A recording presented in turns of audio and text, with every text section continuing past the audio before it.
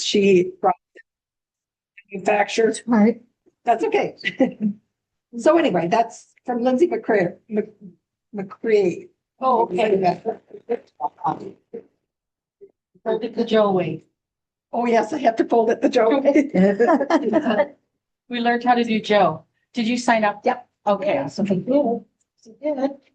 can hold up. Okay. Hi, I'm Paulette Marini, and I went to QuiltCon.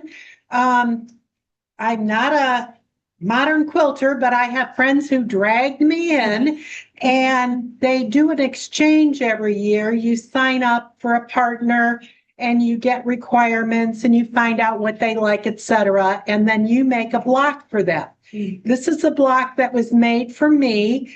And if anybody can recognize this, this is a peony flower.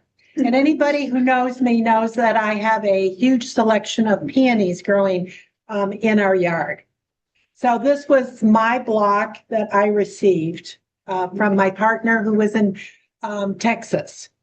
Nice. Very nice. So, and then to go across the Rebel Loon, so I did not quilt it, but I embroidered it.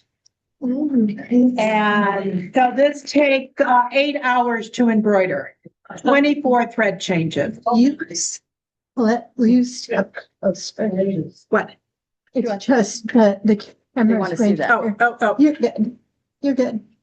I just wanted the Okay. people. And where did you get the pattern from? I had it digitized. It was on, I forget who the artist is, who posted it on Facebook and said that anybody could use the design that they wanted. So I knew it would take me months to digitize it, so I actually sent it out to be digitized. And then they sent it back to me, and then I worked the colors, etc. Awesome. So, Nice. Good job. Well, that's, any other show and tell? Well, it's does Carolyn want to tell us about? Carolyn, do you want to talk about the quilts? We have to get ready for that program too. Yeah. So. These quilts for us. Well, just briefly, I can give you the names and on Steinberg quilt. I also saw something very similar called fishing wheel. When you try to research some of these older patterns, you don't find them fast because, as Julie mentioned, women take your own, course and well, I'm going to do this with mine. So things might look a little different. Very thick batting. You can see the definition of the quilting in it. And if you come and look at the back of it, it's almost like a whole cloth quilt. And it is that fabric that we like to call cheddar. And it's typical. It's not that the quilt got wet. It's just typical that a lot of times the pigment in that fabric will just sort of migrate on its own. It just wants to go someplace else.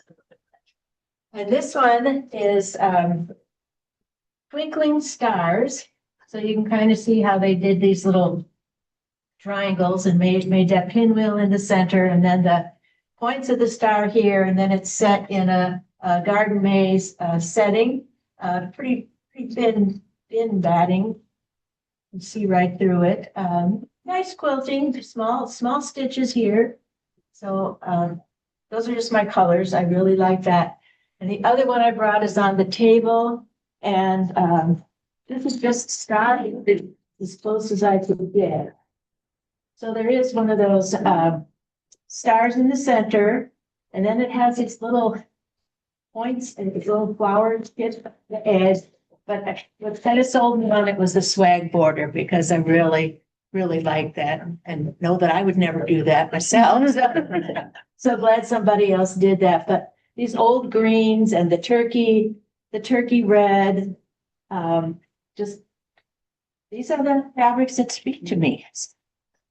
So it's always fun to bring them out, share them. And I know we don't have a lot of time for changeover, but if you do want to come up, feel free to touch them, because that's why I buy them for everybody. The 9-patch and the basket are mine. I got them on the eBay auction maybe 15, 20 years ago. And I was really into reproduction fabrics and Civil War designs. So the simple designs were attractive to me. I still really like the non-pack. One came from somewhere in the New England area. I should use it, I think, basically. And the basket one, wait, I got it switched. That one came from New England.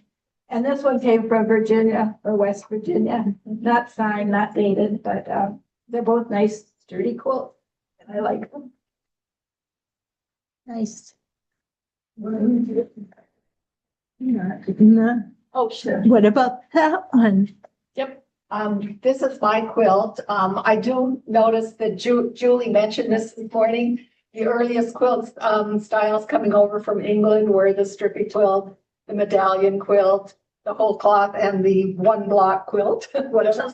Or so it was, mosaics is what she kind of referred this to. But I was just telling Laura today, probably when we decided 20 years ago, she taught a 6-week class over at Country Peddler, if we all remember that. And it was on quilt history from the Civil War era. I was just kind of somewhat new into quilting and was developing such a fascination with the history of quilting that when I went to Houston that year after taking her class, it was my goal to find a quilt that was probably representative of the Civil War era. And I did have this appraised, and it was appraised in 1880 because it has been repaired with a few newer patches. So that's mine. Awesome. Anybody else? Well, that concludes the meeting. If you're interested, come sharing your quilts next month, please let me know. What can we do to get the room together for the class? I have no idea, Jean. Do you know how we set it up? It's. I think